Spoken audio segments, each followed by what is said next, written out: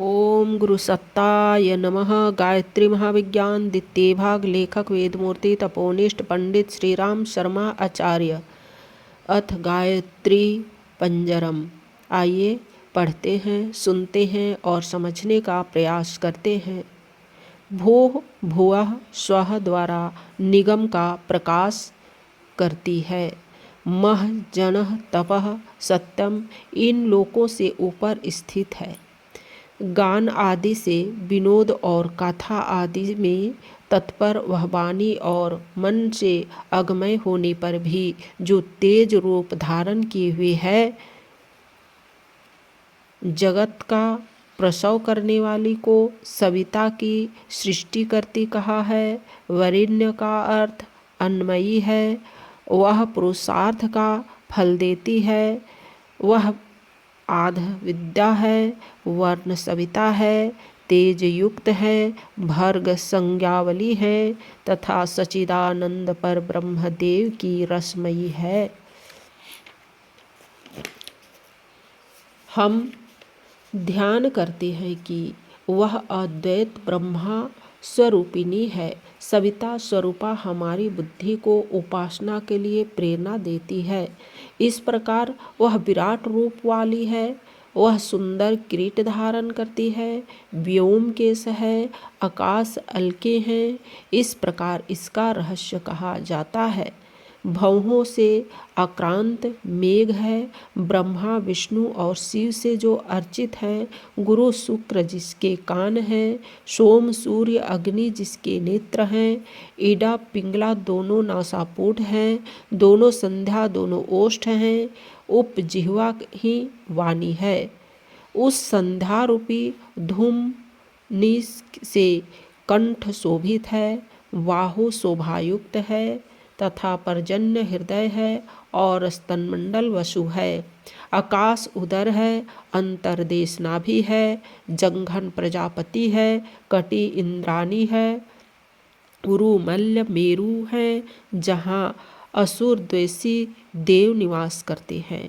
जानू में जनहु कुशिक है, भुजाएं वैश्वदेव हैं।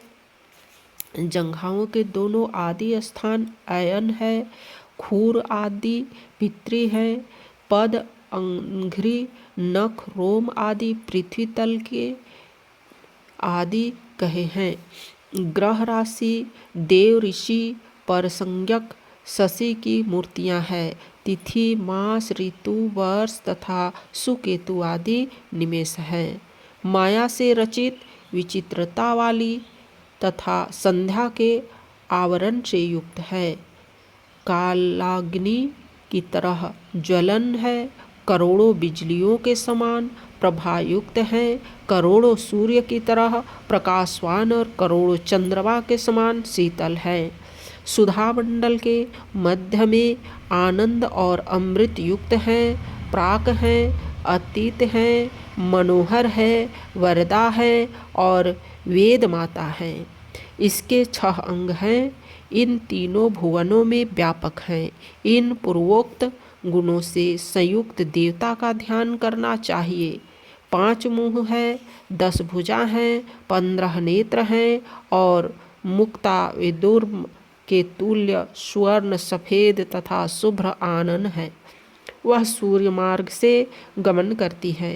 उस स्वरूपिणी का स्मरण करना चाहिए। उन विचित्र मंत्रों की जननी विद्या सरस्वती का स्मरण करना चाहिए। अन्यत्र भी इस प्रकार के प्रमाण पाए जाते हैं जिनमें पिंड में ही ब्रह्मांड की स्थिति होने की पुष्टि की गई है।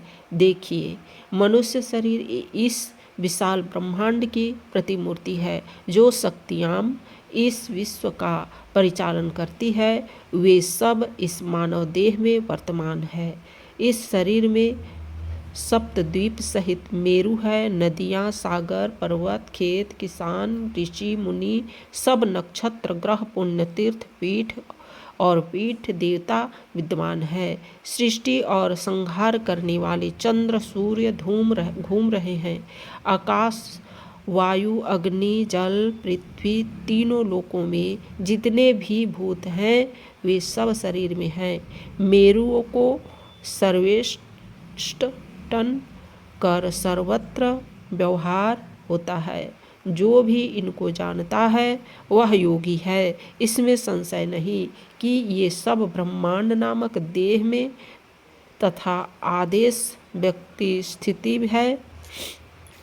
इसलिए यह भी पुरुष प्राण को भेदन कर निकल गया, जिसके 1000 उरु, उंगली, बाहु, नेत्र और 1000 ही मुख और सिर थे, तथा इस संसार में विद्वान जिसके अवयवों के द्वारा लोकों की कल्पना करते हैं। कटी से नीचे 7 और नितंब से ऊपर 7 लोक हैं।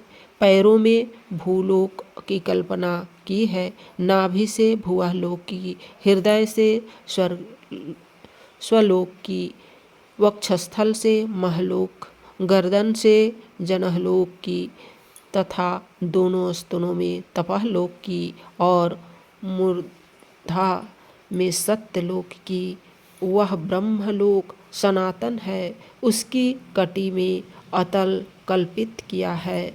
उरुओं में वितल, घुटनों में सुतल, पिंडलियों में तलातल, गुल्फ में महातल, पंजों में रसातल और पादतल में पताल यहाँ लोकमय पुरुष हैं।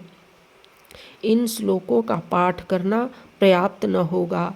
इस पर विचारपूर्वक भक्ति भावना के साथ चित्त एकाग्र किया जाना चाहिए। विराट विश्व में अपने इष्ट देव को व्याप्त देखने की अनुभूति जब प्रत्यक्ष होने लगती है तो प्रतिक्षण ईश्वर के दर्शन लाभ करने वाले स्वर्ग का साक्षात्कार इसी जीवन में होने लगता है।